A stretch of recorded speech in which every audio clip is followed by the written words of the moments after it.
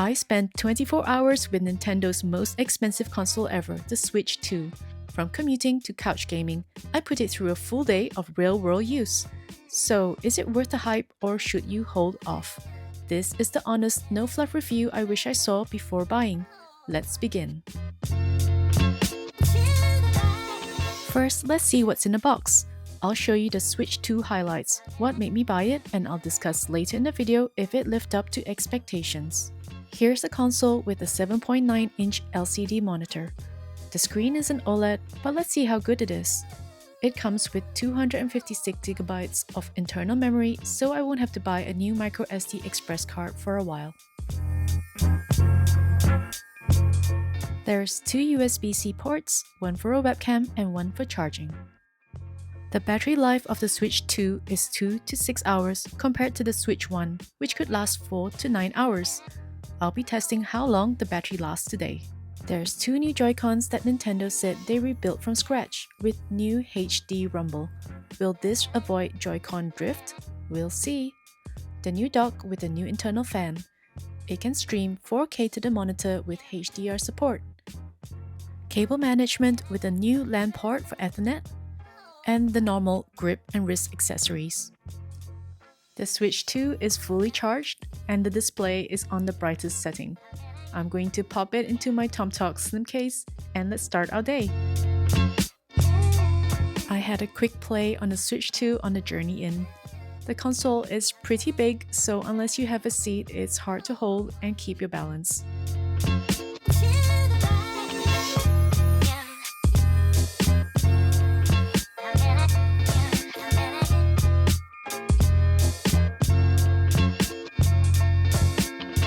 We are at a co-working space today. I have my coffee and a snack, so let's get into it.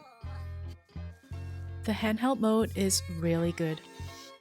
The colors on the display are bright, the gameplay is smooth, hardly any weight to load. I'm using my backpack as a cushion because the Switch is too heavy to hold up for long, but this is pretty normal. Battery check after 1 hour, it's at 50%. My neck is starting to ache from sitting like this. I'm going to put the Switch on the table. I like the magnetic Joy-Cons, it holds together very well. Let's pop out the kickstand. It has a few angles so I can choose which one is the most comfortable. The kickstand does look flimsy, but it's made of the same ABS plastic as the shell. The Switch comes with a magnetic Joy-Con grip. It's not bad, still a little small, but this is personal preference. If you're planning to play for more than a couple of hours, I'd recommend bringing a battery pack. I have a fast charging battery pack with 20,000 mAh, which is 4 full charges. I want to see if you can still see the display outdoors in the sun.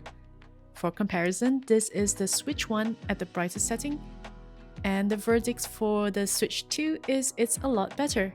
Also pretty impressive how strong the magnetic Joy-Cons are. It took around 45 minutes of playing Mario Kart World to run the battery from 40% to 1%.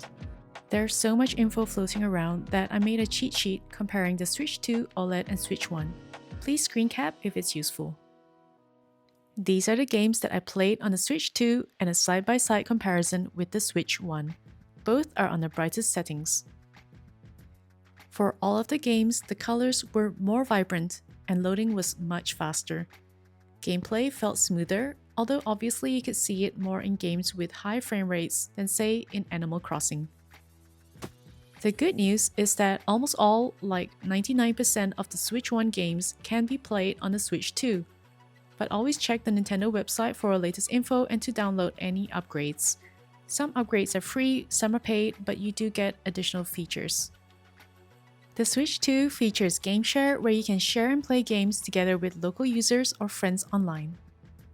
We did try local Game Share and it worked, but if we're around a TV or dock, we might as well put it into the dock to play together. Also, for online Game Share, the online friends need to also have a Switch 2. Personally, Game Share and Game Chat sound great until you read the fine print.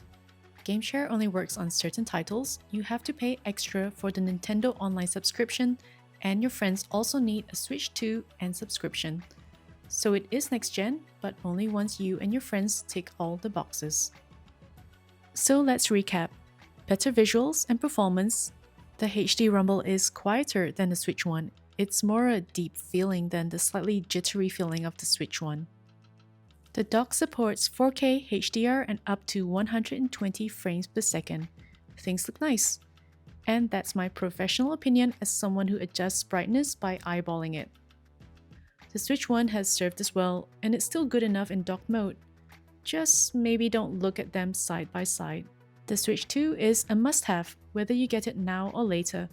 I hope you've enjoyed the video. Please like or subscribe to support the channel. Thanks for watching!